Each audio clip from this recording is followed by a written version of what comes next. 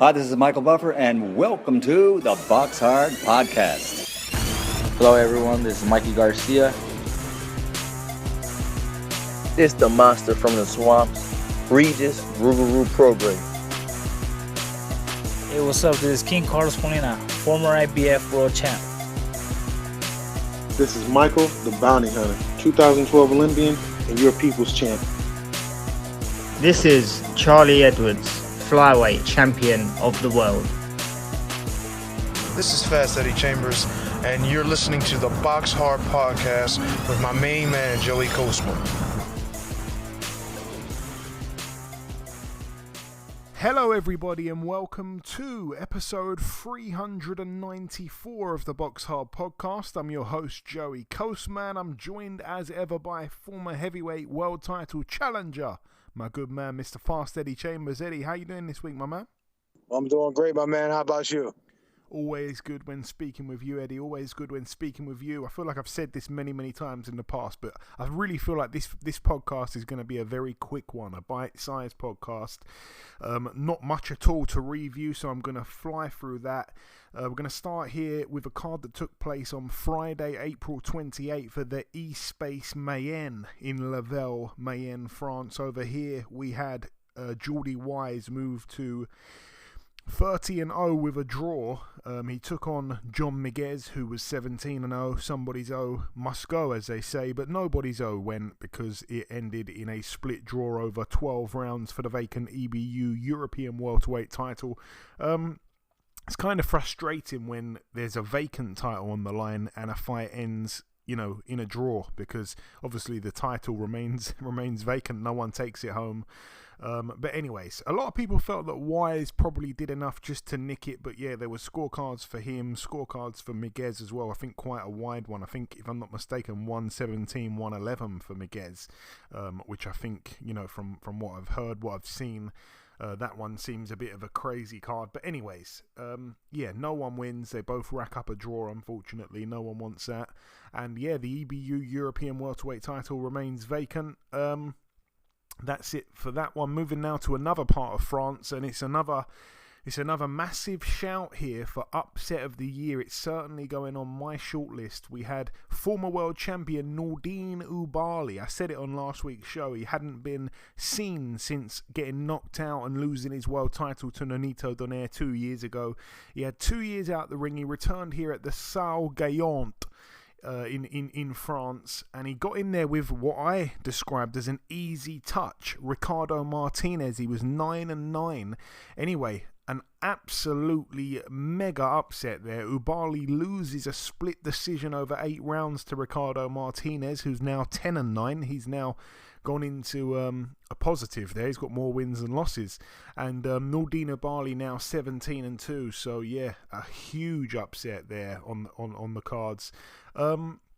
That's it for that one. Moving now to the final card to mention. Like I say, there wasn't too much to go over at all. This one took place at the College Park Center in Arlington, Texas, USA. It was on DAZN. It was an Oscar De La Hoya promotions card, Golden Boy. On the undercard, we saw David Stevens, a prospect, move to 13-0. A lot of people felt he'd get Marco Antonio Periban out of there, but no, he was able to beat him unanimously over 8 rounds. Marco Antonio Periban now 26-7 with a draw. Had some moments actually, Periban, which no one really expected him to have.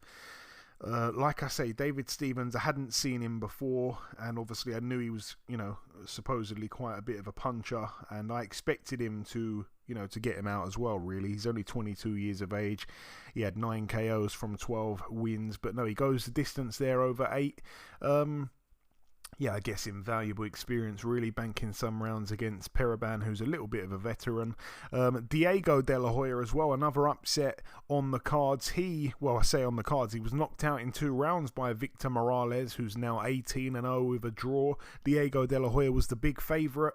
It was for the vacant WBA Intercontinental Featherweight title. Diego De La Hoya now 24-2, knocked out in round 2 against Victor Morales. Like I say, an upset there, because Diego De La Hoya was the big favourite, actually. And some people were saying, like we're saying it in the week, don't sleep on Morales. I feel like he could pull it up. He could pull it off. He could pull off the upset, and he certainly did. And yeah, in dramatic fashion. And then the main event, William Zepeda, he's now 28-0, a KO for him in round 2 against Jaime Arboleda, now 19-3, all 3 losses by knockout. I said it on last week's show. I said Zepeda went on this heck of a run, knocking everyone out. People were saying he's perhaps an opponent for Gervonta Tank Davis in the future, maybe someone who can give him issues. Everyone was saying that when he was banging everyone out, but then when he went the distance twice, 2 fights back to back, it's funny in boxing. Boxing fans are real harsh sometimes, and everyone kind of stopped talking about the Gervonta Tank Davis fight all of a sudden. And I said he's going to probably bounce back here and get another knockout, and it's going to be in good fashion, and it was. Arboleda down 3 times in that second round. Zepeda back with a bang, like I say, now 28-0. Just a dangerous fighter. I think he really can cause anyone trouble at lightweight. Obviously a southpaw, he can punch with both hands, and as expected, he got the knockout. I thought that was going to happen all day long, and it did, so that was that. But that is it, though, for the review part of the show. Like I said, there really wasn't too much to go over.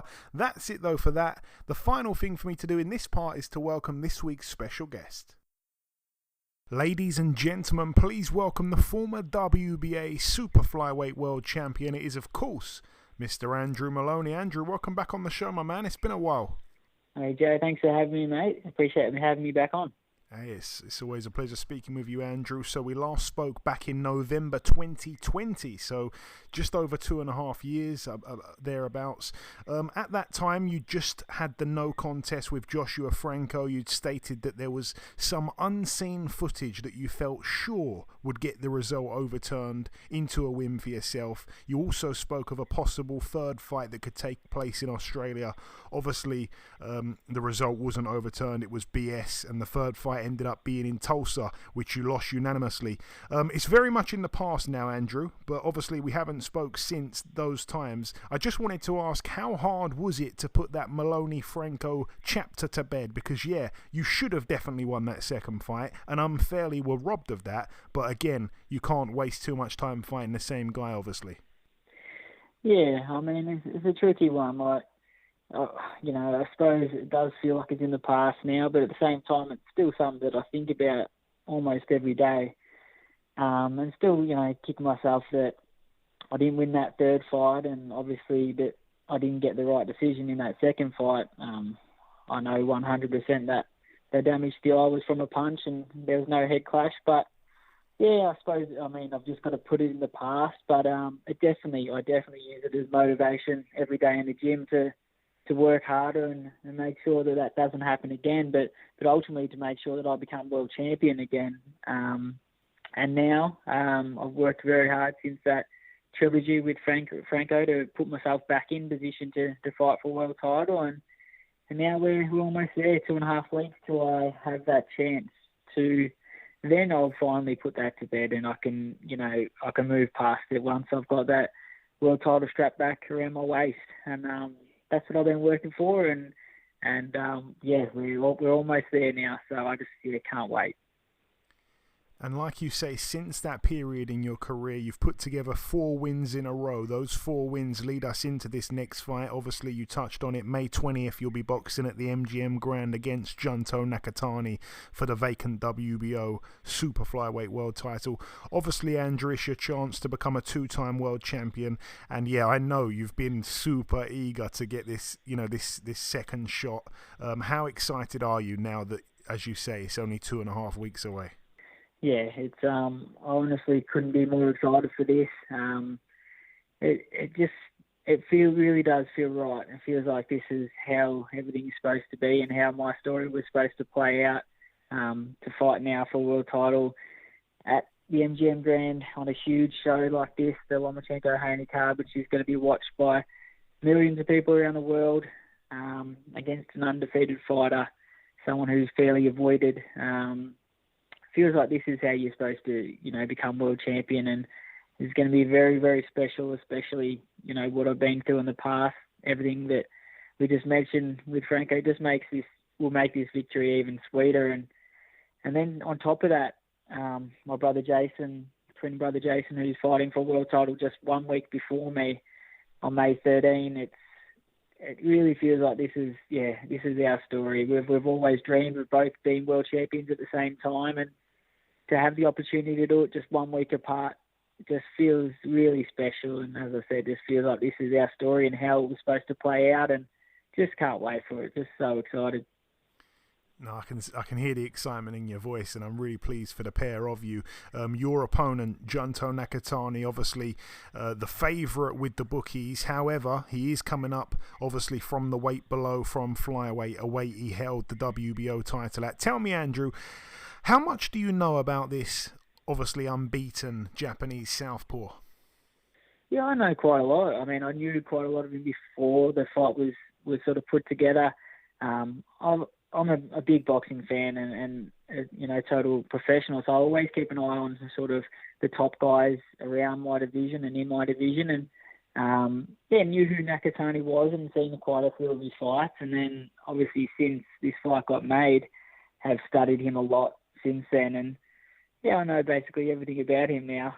I've watched his fights so many times, and we've broken down his strengths and weaknesses and put together a really good game plan, I believe, to make sure that I get this job done and I come home with that world title with me on the plane back to Australia.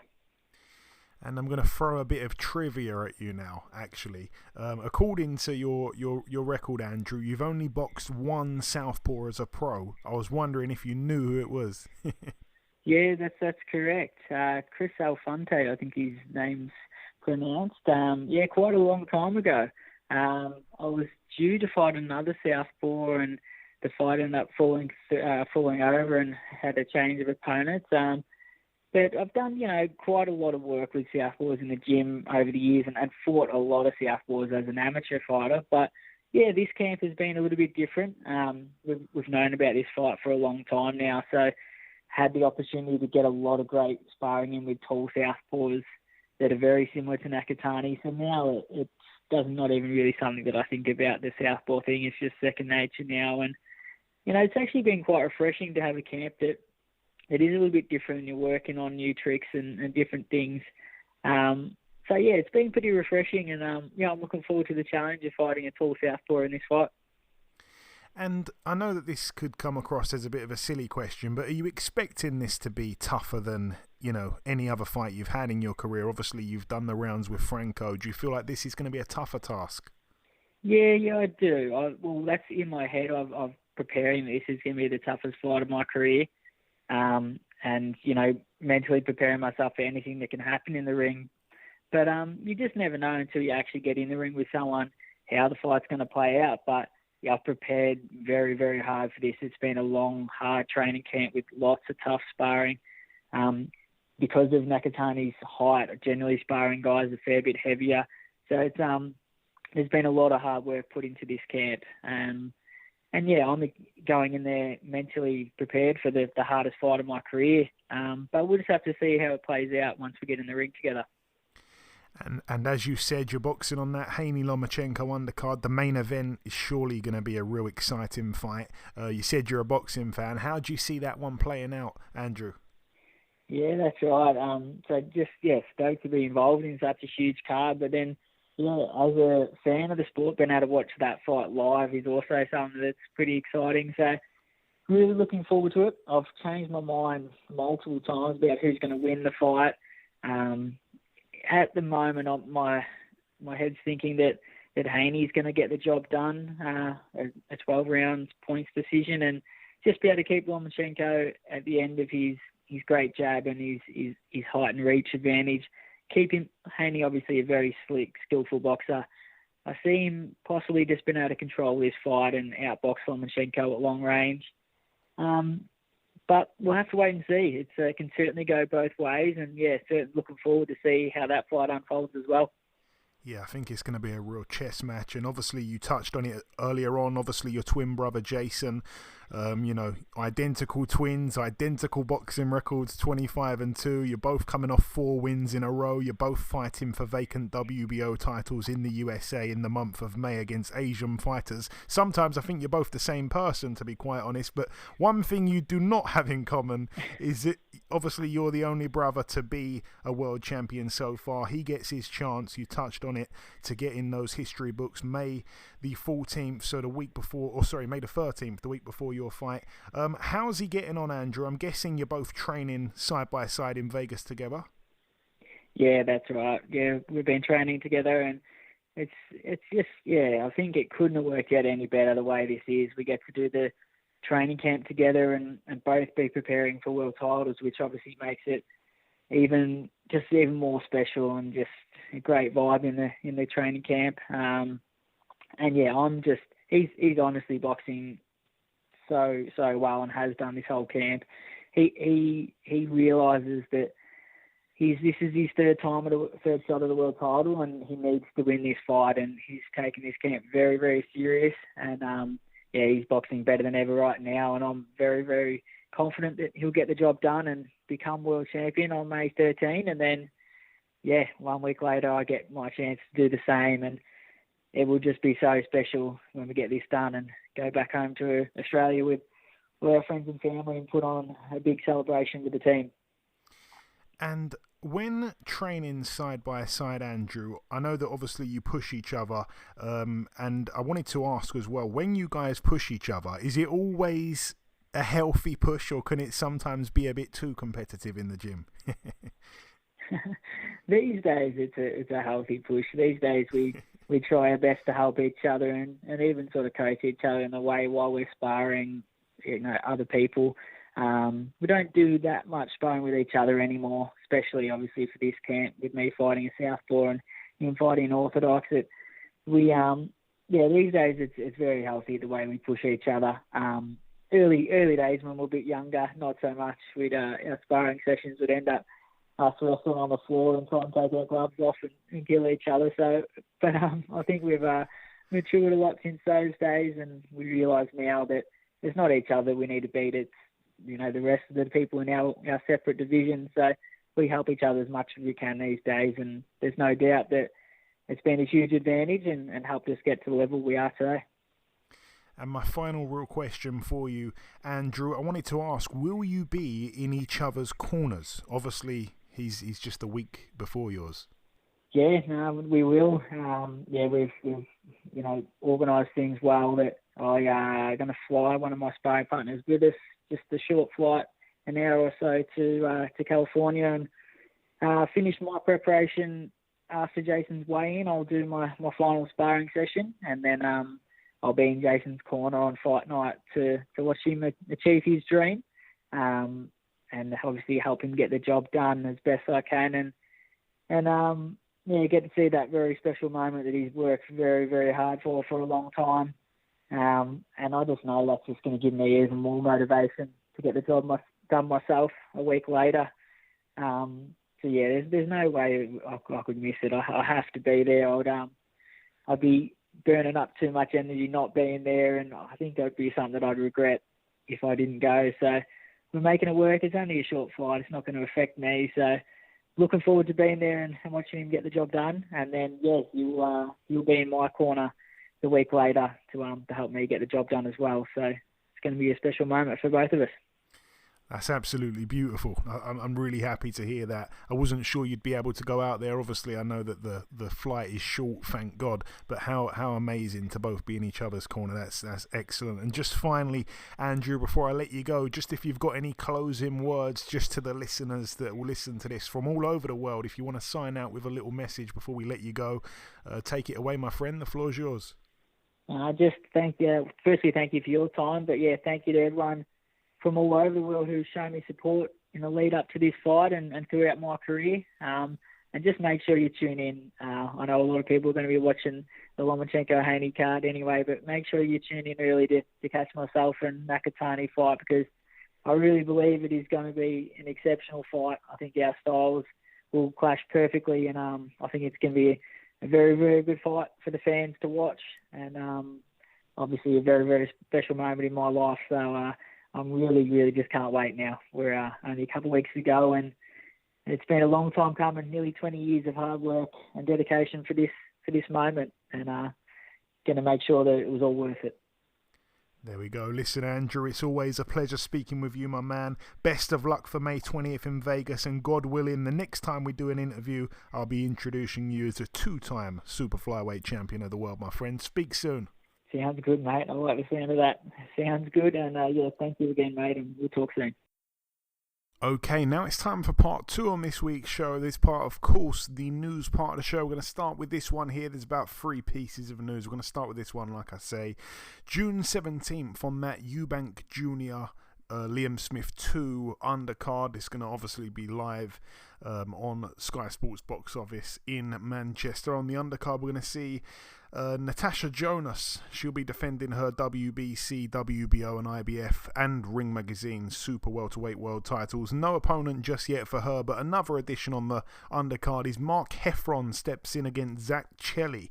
That one there for the British Super Middleweight title, which of course belongs currently to Mark Heffron. Really happy for Zach Chelli to get an opportunity like that. Obviously last time out beat Anthony, what's his name? Anthony, I'm sure the guy's name's Anthony. Yeah, Anthony Sims Jr. Beat him, looked really good in that fight, obviously, and yeah, just on a bit of a run at the minute as well. You know, he's got 6 wins in a row, beaten some good fighters in that time, a couple of undefeated guys as well, back to back. So he deserves at least a shot here at the British champion, which is Mark Heffron. So I think that's a cracking fight there as well. Moving on to the other piece of news that we have, Matchroom and DAZN have inked a 3-year extension to the USA and Mexico broadcast deal. So basically just means that, you know, they've put a 3-year extension on their broadcast deal in the US and Mexico, which I'm not entirely sure makes much sense for UK UK subscribers or whatever. I don't know if they're kind of hesitant to commit long term with that, or possibly that the contracts expire at different times, and maybe that's why, you know, they haven't done that yet. But anyway, it's good stuff, I guess, for the US and Mexican fight fans that subscribe to DAZN. And then finally, the final piece of news to mention, we're going to see on May the 27th on the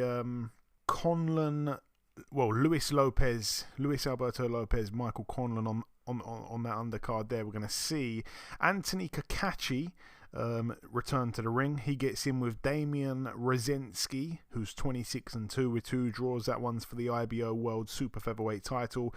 Rezensky from Poland. We're also going to see Pierce O'Leary as well fight for a title here. It's for the WBC International Super Lightweight title. I've got a feeling he already owns that belt, but he gets in with guy from Romania, Alin Ciarecci, I think his name is, 17-3, and Nick Ball as well. I really enjoy watching Nick Ball. He's 17-0. He gets in there with Ludumo Lamati, who is 21-0 with a draw. It's for the WBC Silver Featherweight title. Ludumo Lamati, I remember him beating who did he beat? He beat someone a while back. I think he upset the apple cart actually by beating them.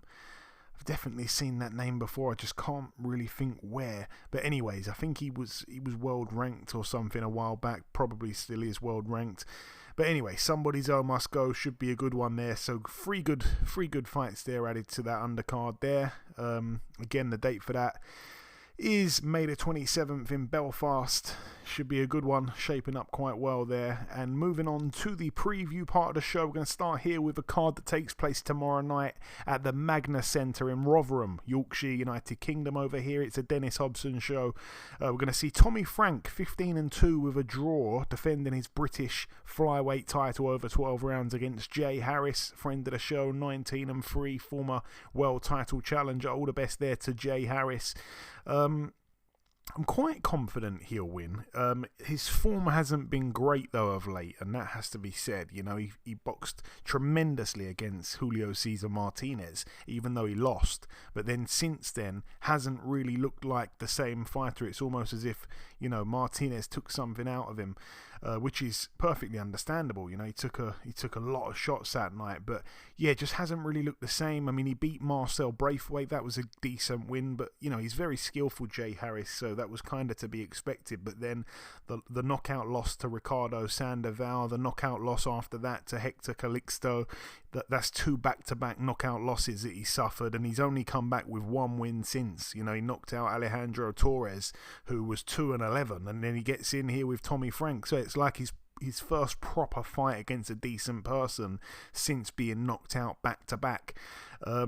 You know, so he's had a tough time, and one of the times he got knocked out, I think it was the second one, he got knocked out by a Mexican, and that was a bit of a theme with British boxers for a while, that we were having these obscure Mexicans come over here and knock our fighters out, and actually that's also what happened to Tommy Frank as well. He flew a Mexican over by the name of Rosendo Guarneros, who came over here, boxed him in December 2020 in the Sheffield Arena car park, and, you know, made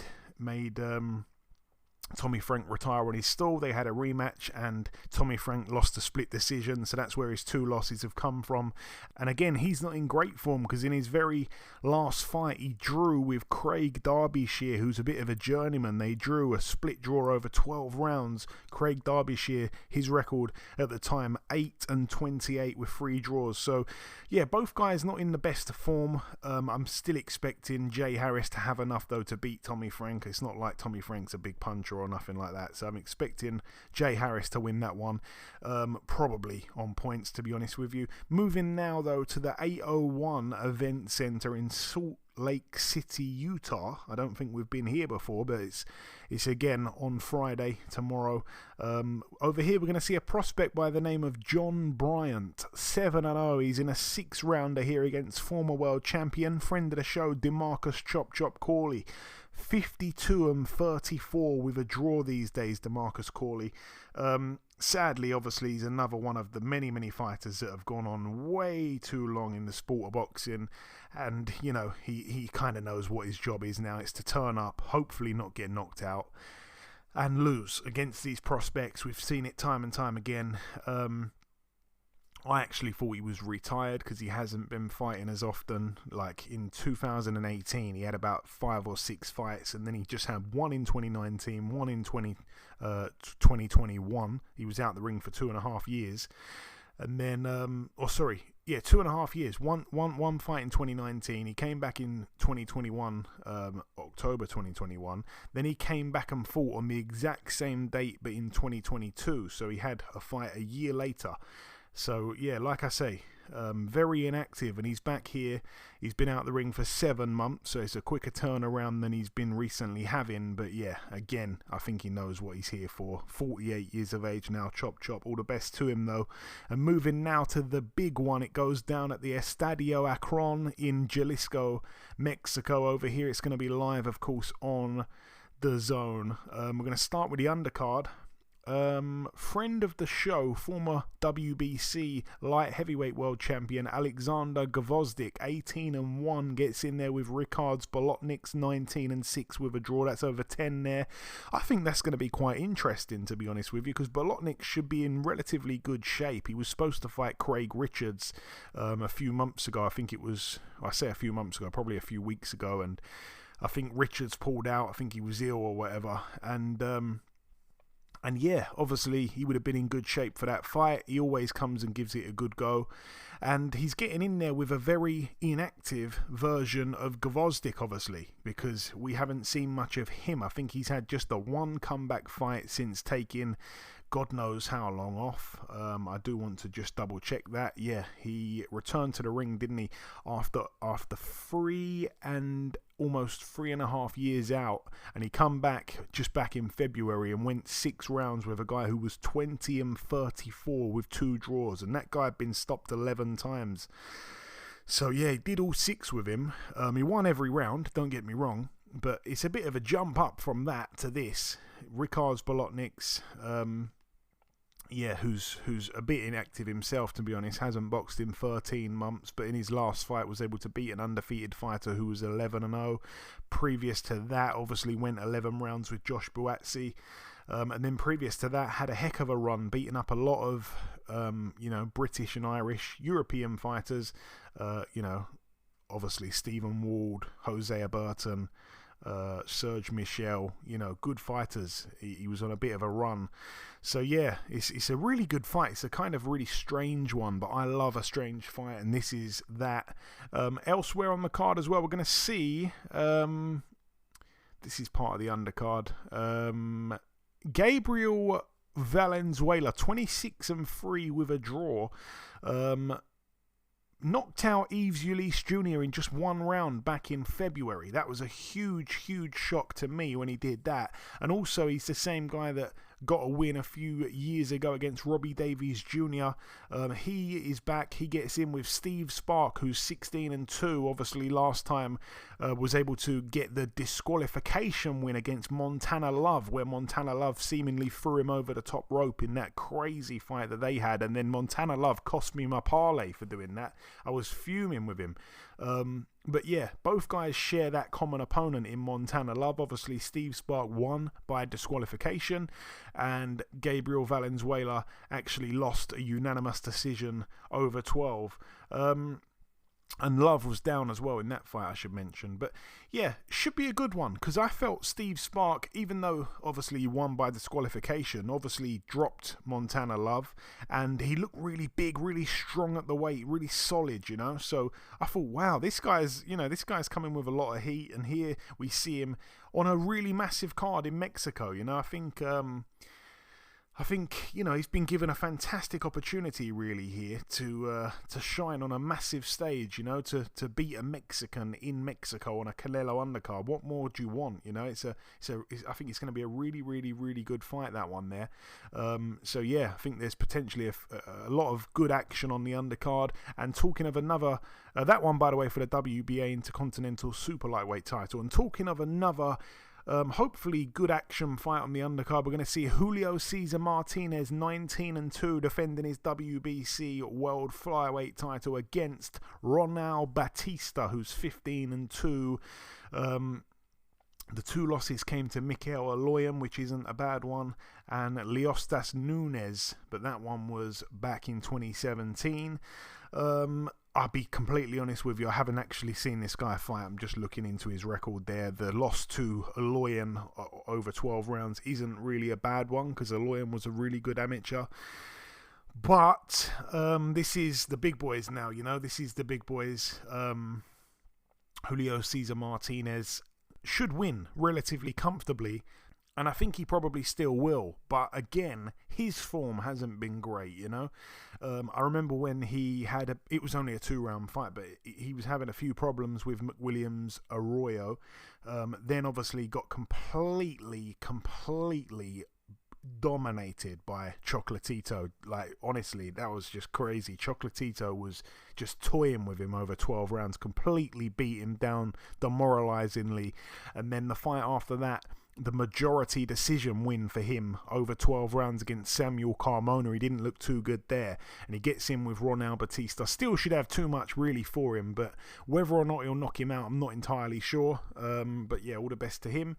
And then yeah, all eyes to the main event for the IBF, WBA, WBC and WBO World Super Middleweight titles, the undisputed titles. Canelo Alvarez, 58-2 with 2 draws. He steps in there with friend of the show, the Islington icon, Mr. John Ryder, 32-5. It's over 12 rounds, of course.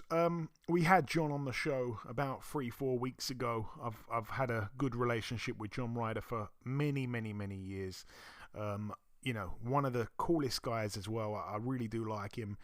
But obviously, got to be realistic here. He's massively up against it, against, Canelo, who aside from that one bad night against Dimitri Bivol, still looks, every part of a pound for pound best fighter in the world, really. So coming off that win last time out against Golovkin, not the fight that really anyone wanted to see, but here he gets back in a fight that, again, not many people really wanted to see. You know, some people are not interested in this fight against John Ryder, and I can understand why. John Ryder, hasn't, I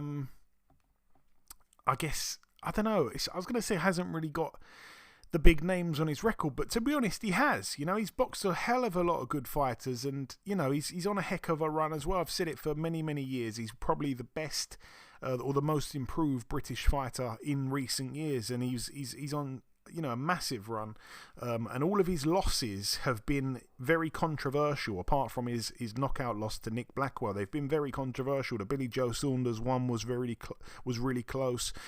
Jack Armfield one was really close. Rocky Fielding one was really close. Callum Smith one was really close. All of these obviously on points. All over 12 rounds as well. So he's banked a lot of rounds in that time. But again, he was on a heck of a run. His run has been interrupted by a lot of poor scorecards, unfortunately. But even just leading into this fight, since controversially losing to Callum Smith, where most people thought he won, he went out there to the States, beat Mike Guy, then he went out to a really weird card in I can't even remember what country it was in. I think it was like Austria. Boxed Joseph Jerko, beat him, and then beat Danny Jacobs, and then beat Zach Parker. So he's coming off the two best wins of his career officially, and here we go. He gets in with Saul Canelo Alvarez. I don't want to waffle on too much, but no one can begrudge John Ryder this opportunity. Obviously, it's, I'm assuming, going to be the biggest, highest payday of his career. I think he deserves it. I've said before, he's like the Matchroom front bumper, as I'd say, or the Matchroom battering ram for people that don't know what a front bumper is. He's just thrown in head first to these tough fights, and he's supposed to lose a lot of them, but he wins and wins and wins, and he's given everyone a really hard fight. But obviously this is, again, the big league. He is definitely really confident in himself, and do you know what? He's this close. He's 12 rounds away from becoming, a Cinderella story. This guy, if he were to pull this off, there's going to be movies made about John Ryder, and that is how close he is. He's within touching distance of that becoming a reality. If he were to win this fight here, to think he once upon a time got knocked out at British title level to Nick Blackwell, who of course ended up in a coma, to Chris Eubank Jr., and to think he's gone on from that, got himself to a world title fight, boxing Canelo in Canelo's backyard in a homecoming. Canelo, I think by the sounds of some of his comments, seems like he's overlooking John Ryder, and I can understand why. He is a humongous underdog, and my prediction for the fight is John Ryder's going to get stopped. I hope I'm wrong. I really hope I'm wrong. I've been wrong about John Ryder in the past. I like to be honest with the guys that I like, and everyone, to be honest with you. And there's fights before I thought, I'm not sure if he's going to win that. The Zach Parker fight last time out was the same. I wasn't sure he was going to win, but he did. Before that, Danny Jacobs, I wasn't sure he was going to win, but he did. Callum Smith, I wasn't sure he was going to win, but most people felt he nicked it. Jamie Cox, I thought was going to be a tough fight. He blitzed him in 2 rounds. Rocky Fielding, I thought was going to be a tough fight. He lost, but again, a lot of people felt he nicked it. Honestly, the names go on and on. I'd love to see him do it, but like I say, a huge ask. And before I keep going on like a broken record here, I'm going to come to you, Eddie. I don't know what you've seen of John Ryder, but God, there's no one who deserves this shot more than him, I think. And I'm just so pleased he gets this payday and this opportunity. But boy, oh boy, it's a mammoth task. Yeah, it's kind of crazy that the deck is stacked against him the way it is. But, you got to love the opportunity for him. You know what I mean? A guy who's always been on the ass end of everything seems to get he's getting a great opportunity. And even in those other fights, he had opportunities to win, even though he got the bad end of the decisions and things like that. So, you can look at it like, damn, it's a tough ask for him to be, to win the fight with Canelo, but him just being here is and is something to marvel at for him. You know what I mean? He's a good guy, like you say. And I mean, I haven't seen much of him. I don't know what kind of fighter he is really. I haven't seen anything of him, to be honest.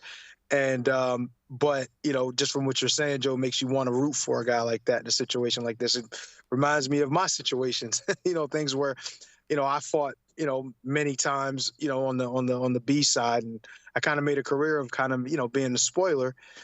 But, you know, if you have the ability, you have the desire to want to win, you have the confidence, you know, you can do it regardless of how big the task is, it can be done.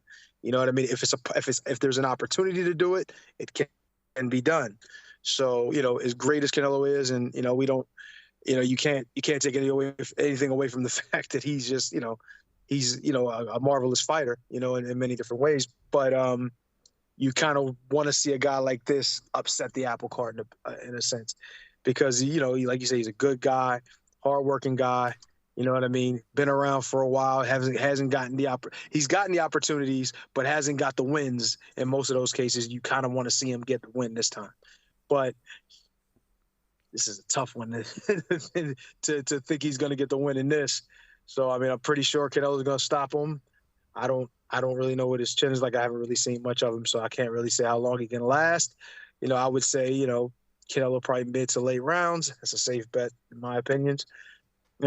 But yeah, looking to see what happens. Hopefully John Ryder, you know, at least lasts the distance, you know, and on the high end wins. That will be a very, very interesting result. I'd love it to happen. When I spoke to John a few weeks ago, I said, surely, John, this is the biggest fight in terms of, you know, marketability, in terms of, money, really. This is the biggest money fight that could have ever been presented to you at any point in your career. His answer was, no, it's not. The rematch will be. So he's very confident. I loved his answer, and I'd love to see him do it. Honestly, if he did it by some crazy way, I mean, there's been bigger upsets, of course, in boxing history. If he can do it, honestly, he becomes a British boxing legend, and, you know, finally is crowned a world champion. He'd be an undisputed world champion. Obviously, he should already have been a world champion, to be totally honest with you. But yeah, he would become, you know, a superstar, and movies will be made about him if he were to pull it off. So all the best to John Ryder. I will be praying that he can do this. He's a top quality guy, and you know, deserves nothing but the best in this upcoming fight. And credit to him as well for showing the balls to go over there to Mexico in the Lion's Den, a long way from home. You know, it's for Canelo to really, you know, showcase in front of his fans. That's what the plan is. He's there to ruin those plans. All the best to him.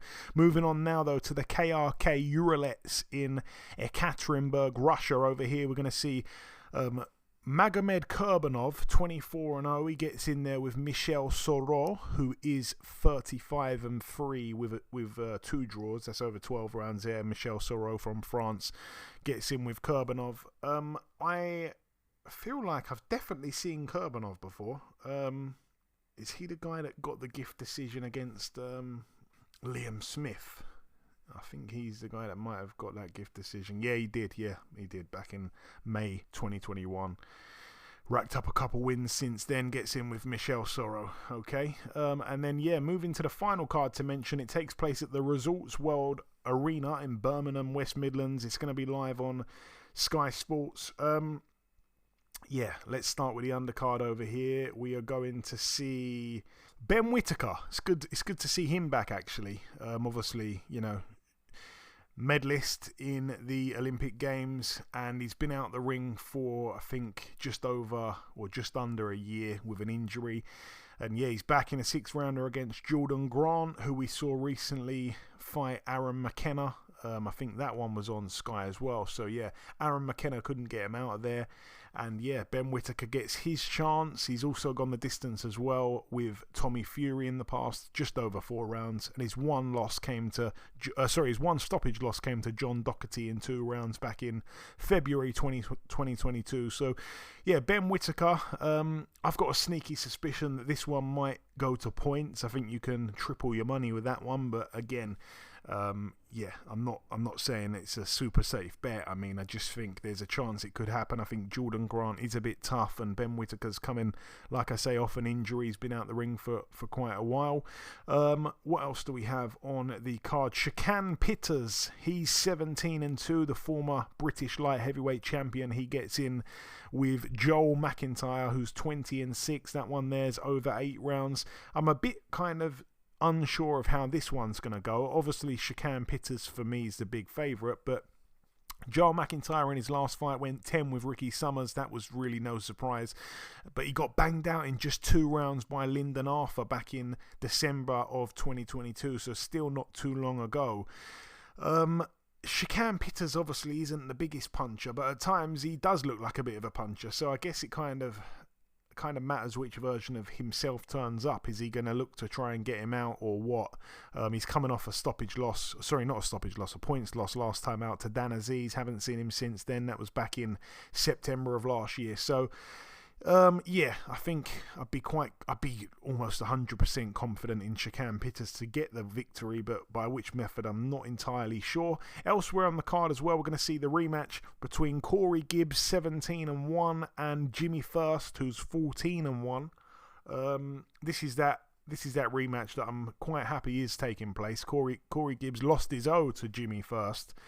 They were both undefeated in that first fight. They've now both got losses in their rematch, but obviously Corey Gibbs lost to Jimmy First simply because he had a point deducted in round 4, 5 and 6 because his gum shield kept coming out. It wasn't intentional, it wasn't like tactical or nothing. He was winning the rounds, definitely winning the rounds, but his gum shield kept falling out. It was a weird size and it was too small for his mouth, so it kept coming out. He kept losing 10-8 rounds, and then Jimmy First, who I think was 40 or 41 years of age, in his first proper fight on TV, managed to upset the odds and win. And he gets in here with Corey Gibbs in a rematch. He has had one fight in the interim period. He lost his a points loss over 10 rounds to Josh Padley. Corey Gibbs though goes right back in as the favourite. I'd expect him to win probably on points. It's over 8 rounds there. Moving up the card once again, this one I think is quite interesting actually. Tyler Denny, he is 16-2 with 3 draws. He gets in with Macaulay McGowan, 17-3 with 2 draws. It's over 10 rounds. I tell you what, I've got this weird feeling that Tyler Denny might record his first stoppage win here. He's never knocked anyone out in his 16 wins, and I know it sounds mad. He gets in with Macaulay McGowan, who's got 3 losses, all on points, never been knocked out. So what is the indication that he's going to get knocked out here? Again, it's a bit of a punt. It really is a bit of a punt, but in Macaulay McGowan's last fight, he drew with Farhad Saad in France, and he should have won. 100% he should have won, and I backed him to win that fight, and sadly, he got a draw, which was a bit unfortunate. But he was hurt by Farhad Saad, who again had no knockouts to his name. And I've just noticed in Tyler Denny's recent performances that I've seen, he seems like he's a bit more kind of aggressive. He seems like he's trying to really press for stoppages, and I think that he might be able to do it against Macaulay McGowan. So again, it's a bit of a shot in the dark. It's not like it's something I'm super confident in, but I just think it's possible. Macaulay McGowan obviously went 8 rounds last time. He was really, really tired by the late part of that fight, round 6, round 7, round 8. He was quite tired, and prior to that, his last 3 fights prior to that had all been 4-rounders. All of them went the distance. So he gets in with Tyler Denny over 10 rounds. It's not like he hasn't done 10 rounds. He went 10 rounds back to back to back in 2020 to 2022. He had 3 fights, went 10 rounds in all 3 of them, but lost all 3 of them. So I think Tyler Denny could get a late stoppage here. So I think rounds kind of 6 to 10 for the Tyler Denny stoppage could be very interesting and would pay really well. Elsewhere on the card as well, Lauren Price, 3-0. She fights for the vacant British welterweight title against Kirsty Bavington, who's 7-3 with 2 draws. I think it's the first British title fight for 2 women at welterweight for like God knows how long. But credit to Boxer for pushing for this. I'm not entirely sure the full facts and figures and all the rest of it. But yeah, Lauren Price 3-0, only got 1 KO. I'm expecting her to probably win this one on points against Kirsty Babington. Hasn't been stopped in any of her 3 losses. Been in there with a couple of decent punchers like Sandy Ryan, Sherelle Brown, Candy Wyatt, I think, is a little bit of a puncher. And yeah, you know, hasn't been bothered by any of those. So I'd expect Lauren Price to win that one. It's obviously over 10-2s though, so perhaps maybe late. I'm going to stick with points. Elsewhere on the card once again as well, another one that I think is a decent price here. Sean McComb 15-1. It's for the WBO European Super-Lightweight title. He gets in with Casey Benjamin 16-2 with a draw. It's over 10 rounds there. Again, one outcome I completely cannot see happening is Sean McComb getting a stoppage. I know that might sound laughable because, you know, it's not like he really knocks people out anyway, but Casey Benjamin's really, really tough. Showed that in his last fight, went 12 rounds with Dalton Smith. Gave him a good fight as well. Lost on one of the cards just by 1 point, but Dalton Smith, I think, had been quite sick the week of the fight or the week before the fight, and that was the excuse for that. But anyways, Casey Benjamin's a good fighter. Lost one fight early on to Sam Evans. I think that was one of those prize fighter format things. You can't really read into those 3-round losses. Drew as well with Danny Bull over 10 rounds back in 2019, but since then again went on quite a good streak and all the rest of it. But yeah, lost last time out to Dalton Smith. Sean McComb, I still have question marks over him from that time when he quit against Gavin Gwynn. But yeah, I don't know, it just hasn't really impressed me much, to be honest with you. So I think that there's smart money for Casey Benjamin. He's the slight underdog. It's pretty much a 50-50 fight really, but he is a slight underdog, so you can just a bit more than double your money. I think Casey Benjamin could pull that one off, but yeah, I think it's probably going to go the distance, so it could be Sean McComb to win on points, or maybe Casey Benjamin points, or potentially even a stoppage for Casey Benjamin. But yeah, I just can't see Sean McComb winning that one by knockout. And then the main event, the final fight to mention, Josh Buatsi 16-0 in a 12-rounder here against Pavel Stepien, who is 18-0 with a draw. This is the guy that was supposed to take on Callum Smith. Callum Smith pulled out the fight, ended up not happening. Josh Buatsi has not only gone to Ben Shalom and Boxer, he's left Eddie Hearn, he's also jacked the opponent. So you know, the opponent that they had for Callum Smith. So anyways, he gets in with Pavel Stepien.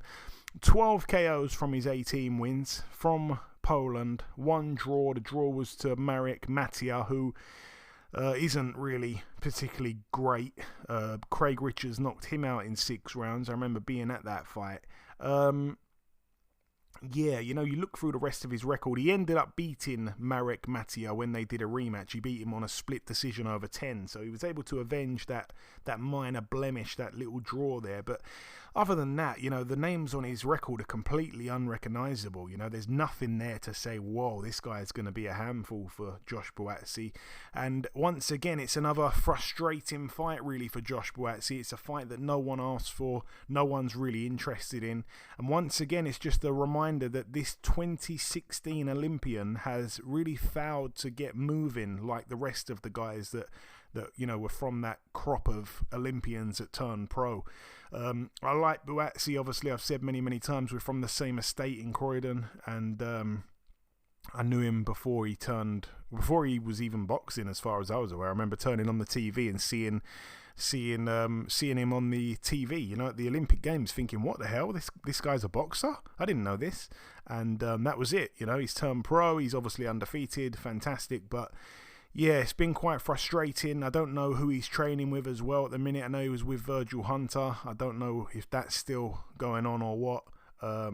Virgil Hunter's obviously had some poor health in recent times. A couple of his fighters have left him.